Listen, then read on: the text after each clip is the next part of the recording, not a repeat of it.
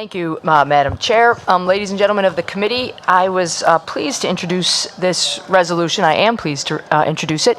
And it was actually brought to my attention, and I was asked to do so by my constituent, who is sitting right here to my right, Herbert Weiss. Herb Weiss.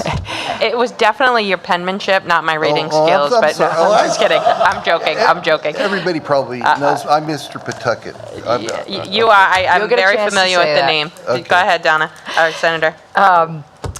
And so in several of our conversations, we will often discuss the problem of increased hate speech and the resurgence of Neo-Nazism, including an incident that happened right in our very own district where a swastika was painted on one of our synagogues a couple of years ago.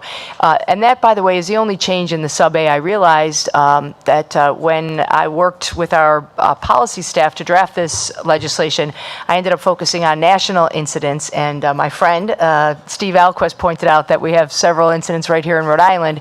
And so I wanted to at least include one of those in the resolution, which is why it was sub-A.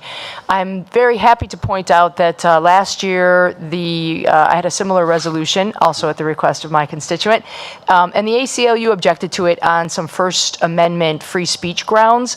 And so our wonderful policy staff worked with the ACLU to write the resolution in such a way that it passes the ACLU's muster, so to speak. And so, we all have many Jewish constituents, most of us, and certainly I do, in Pawtucket. And as we read the newspaper every day and all too often see not only what happens in the world, but, what is said in the world and why. And, I'm also very concerned about much of this actually sort of goes now into the dark halls and walls of if you will, of the internet, where terrible things are said and hate is spread. Much more difficult to legislate, of course.